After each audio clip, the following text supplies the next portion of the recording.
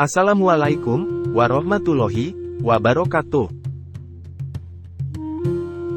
Bulan Safar memiliki sejumlah peristiwa sejarah penting bagi umat Islam, seperti Perang Abwa, Perang Zu'amar, Perang Bani Uzroh, dan sebagainya. Yang tak kalah penting dari sederet kisah di bulan kedua dalam penanggalan Hijriah ini adalah kisah mualafnya 3 sahabat Nabi, yaitu Amr bin Aish, Khalid bin Walid, dan Utsman bin Talha. Sejumlah sejarawan bahkan membuat judul khusus untuk membahas proses 3 sahabat ini menjadi seorang muslim. Salah satunya adalah Ibnul Atsir dalam Al-Kamil fit Tarikh yang melaporkan begini, pada bulan Safar 8H, Amr bin Aish beserta 2 sahabatnya, Khalid bin Walid dan Utsman bin Talha, mendatangi Nabi Muhammad SAW untuk menyatakan masuk Islam. Kronologi masuk Islam. Awal mula kesadaran Amr bin Aish adalah ketika ia bertemu dengan Raja Najasyi untuk melakukan diplomasi agar sang raja mau mengusir umat muslim yang hendak berlindung di negerinya. Dalam pertemuan itu Amr mendapat perenungan yang akhirnya membuatnya tertarik untuk menjadi mualaf. Sebelum peristiwa hijrah ke Madinah, umat muslim pernah hijrah ke Ethiopia yang saat itu di bawah kepemimpinan Raja Adil dan Bijaksana bernama Negus, seorang Nasrani yang taat. Berbagai penindasan yang dialami umat muslim di tanah Makkah membuat mereka harus segera mencari tempat aman agar bisa menjalani hidup lebih tenang dan beribadah lebih leluasa. Pada bulan Rajab tahun kelima dari kenabian sejumlah sahabat hijrah ke Ethiopia.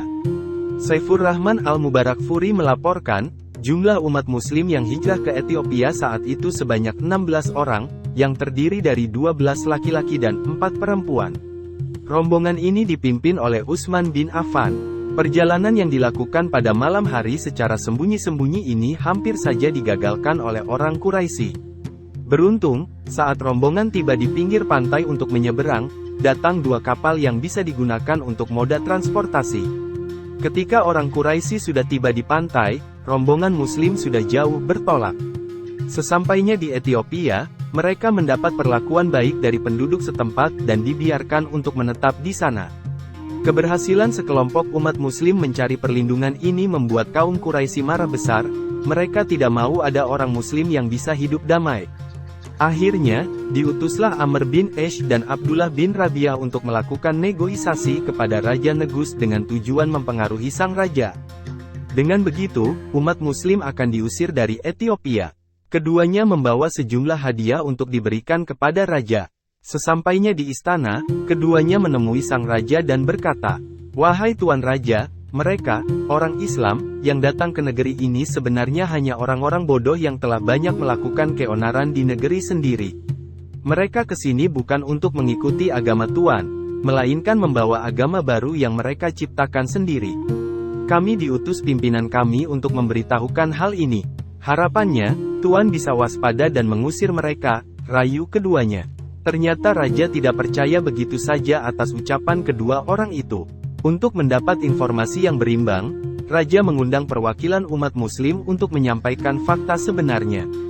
Ditunjuklah Ja'far bin Abu Thalib untuk menjadi juru bicara umat muslim.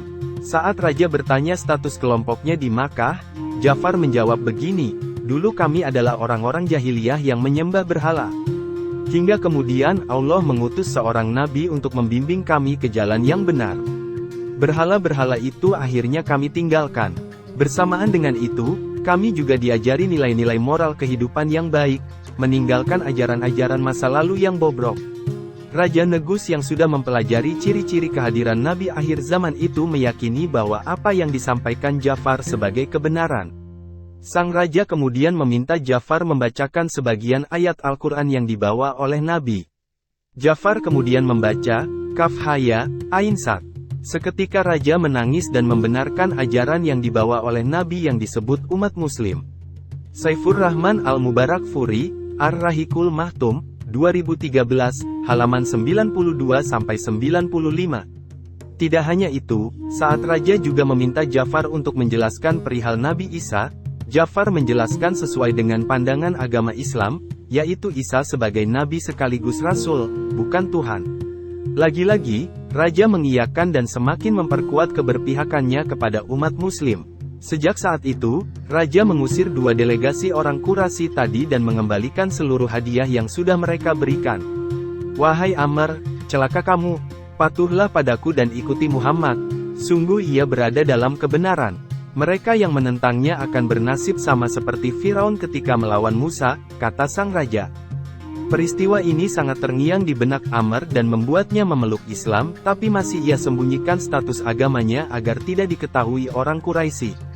Hingga pada tahun ke-8 bersama Khalid bin Walid dan Utsman bin Talha, menemui Muhammad Shallallahu Alaihi Wasallam untuk secara terang-terangan dibayat menjadi seorang Muslim.